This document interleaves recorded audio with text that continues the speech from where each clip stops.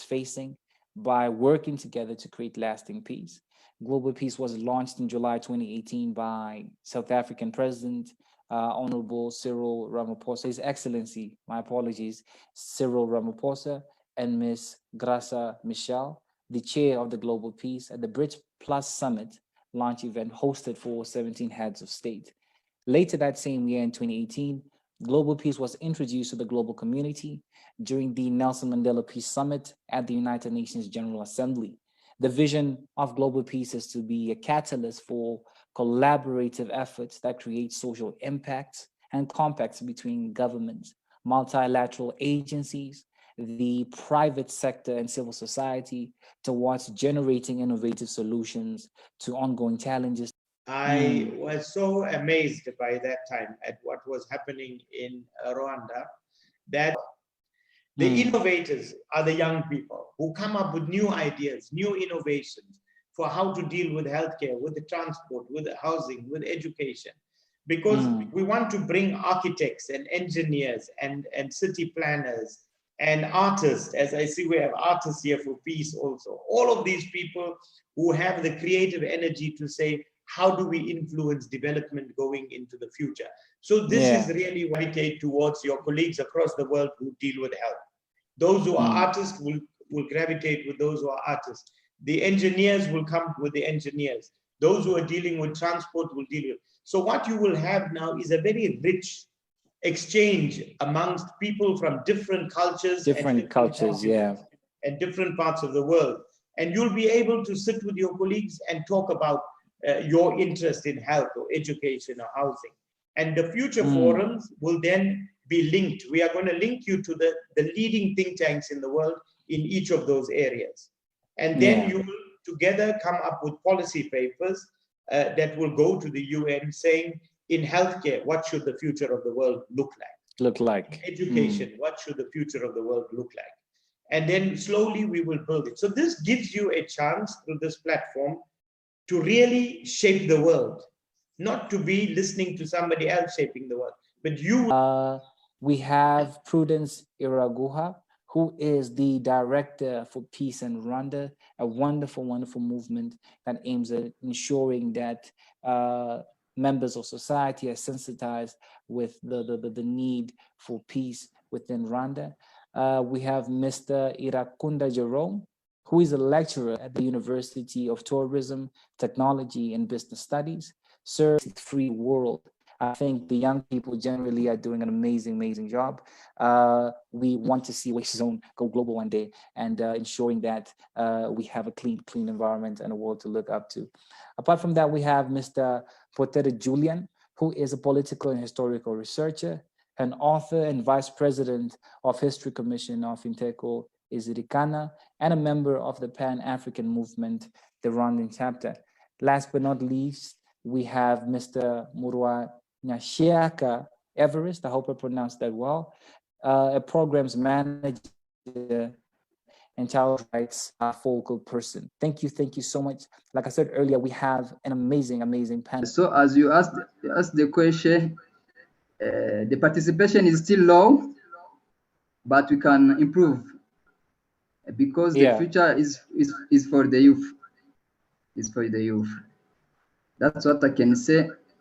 The youth, they are ready, they are able.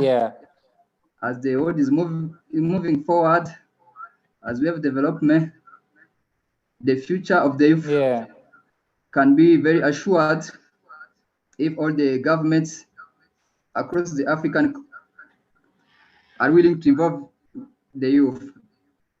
So we need very hard collaboration, working hand in hand with the actual leaders, with the future leaders. We can prepare them at any levels, involve the youth at any levels.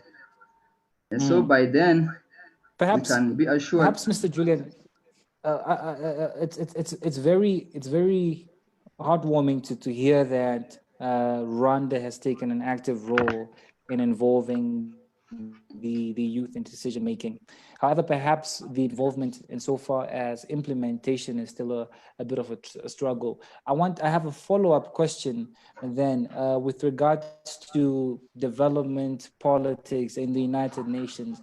Do you think then that people by 2045, when the United Nations turns 100, will be better off in terms of development, in terms of engagement, in terms of participation than where we are right now, seeing that the United Nations plays a very pivotal role in ensuring global peace then transitions within all our countries and structures? Thank you very much. I will say yes and no at the same time. Okay. In 2045, for sure, in development, seeing how the world is growing with technologies, with innovation, we'll be very far. But the problem is peace, global peace, which is threatened. We can see the emerging of conflicts.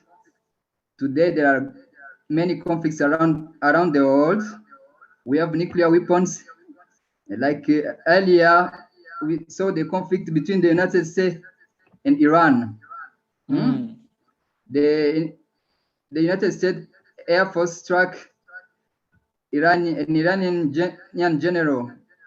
Imagine if that would break up into a conflict and a war, and Iran would have its allies, maybe like Russia, North Korea, China, and the West, the United States, England, France, and other allies, and that would break up into a world war.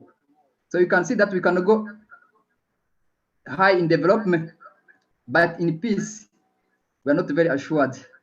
So good enough, we have this initiative of intergenerational that maybe those peace issues, they can be handled. So I can say that development, we will have many beautiful roads, maybe advanced cars, advanced technology, but maybe we should have wars. I will see Syria, it was a developed country, but now it's crashed. We have Libya, we have Central Africa, we have Sudan, we have even in Ukraine, about that there is some conflicts. So I think that in order to have that development, we should have peace. We should be very focused on peace. That's why I like this initiative of global. So essentially, we cannot have one without the other. I think generally very, very important contribution. By 2030, though with this COVID-19 and other hindrances is with us within today's of our country. We have to, as I said before, that they can benefit on the resource. Then perhaps we can continue the discussion on our social platforms. Doctor, the floor is yours. No, thank you very much, moderator and our convener who's sitting quietly there with his headphones.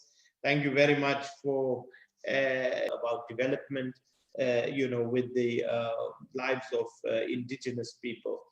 Then I think, something that Julian, you had raised, I thought it was a really important point when you were asked about 2045 and what do you want to see? And I think you correctly pointed out that in 2045, given the technological developments we are seeing now at such a rapid pace, in 2045, the world will be completely different. We will have electric cars, we will have artificial intelligence, we will have all of that. And the point you correctly made was, but will we have peace? This is a very, very profound point that yes, we might have development, but will we have peace? Peace. And I think, and you gave a very good sense of the geopolitics currently taking place with the alliances between China, Iran, Russia, and then the North Atlantic Alliance on the other side. And we are moving more and more. Yesterday, I was in a discussion with the United Nations and a group from the UK government, German government, etc. And we were talking about the current challenges in the world. And there was a gentleman from the UK who said that what their